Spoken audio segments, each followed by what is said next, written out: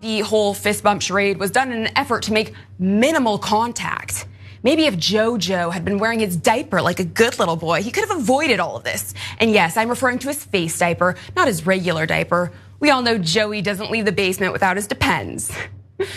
I wouldn't be shocked if after this, the CDC decided to take this overreach another step further and started trying to mandate hazmat suits for everyone. That would actually make way more sense if they want this failing garbage narrative of theirs to remain somewhat believable. If you're going to enforce unconstitutional mandates, why not just go all in? Forget the N95. Let's go for full-on gas masks to complement our disposable orange jumpsuits. Okay, but jokes aside, I'm curious to know what you all make of this. Is Biden coming down with the China virus an orchestrated stunt to scare people into believing the new extra deadly Omicron variant is here so they can blame the unvaxxed and push more jabs? Is it perhaps conveniently timed along with the impending climate crisis to prime us for upcoming future lockdowns? Is it a ploy to oust Biden and install the first black what is a woman? Oh, I got more. So let's put up a picture full of mass here. She's a news anchor for OAN News. What America? All right. Her name is Alison, Karen Alison Steinberg. Yeah, I'm just adding Karen. And this particular individual has been featured on our Karen segment before. Why?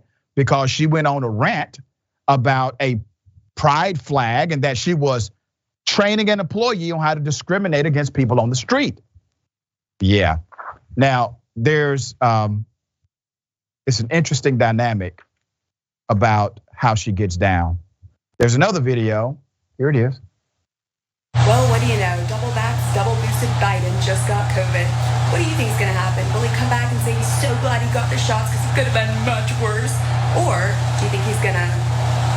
Let me know your thoughts down below. You know, we no longer have to wonder what would happen if a Karen got a TV show. All right, we see right here, this is exactly what would happen. This is what it is.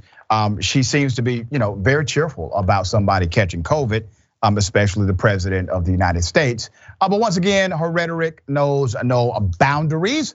She has admitted the way she trains others is to go and find the most extreme individuals, bring them on television, and then boom. She manipulates the truth on a regular basis. She admitted to this. We have the video. All right, Dan, thoughts on this, Karen? Yeah, all One American News at this point can do, especially with this woman, Alison Steinberg, is just to offer empty rhetoric and anger and rage to their increasingly dwindling audience who can barely access them. If you want my real opinion, I think Joe Biden is showing that while catching COVID and being incredibly old as he is, he's has the vaccine and is showing that yes, it's safe, and even though he's caught it, that he's still able to recover safely, which is meant to give people faith in the vaccine, but it's also meant to show people, hey, just because you're vaccinated, just because Omicron variant is going out, doesn't mean that we as a country are gonna be doing anything to fix that. We're not gonna be testing anymore, we're not gonna be doing any of those other things. Get back to work because I'm doing it. I think that's a much more implicit message that's coming out here, but of course, Steinberg's not necessarily like a pro-worker kind of person, doesn't have that actual perspective to provide that for us here. All this is empty rhetoric, empty talking points, and I don't know, once you saw, many of us in the political sphere remember Tommy Lauren from a couple years ago, who brought this sort of extreme, I'm just going to be like a blonde white lady and talk about, just stoke anger and fear in my Republican base audience. And of course, everything you have to supercharge that. So this just seems like the next level of it. Rip to her being on One American News because they're about to go broke, but it's an affordable grift. I mean, it's a good grift, you can do it. Yeah, they're being sued into oblivion. All of their sponsors are leaving. It is what it is, and she still is allowed to have a show. I mean, white privilege is a hell of a drug.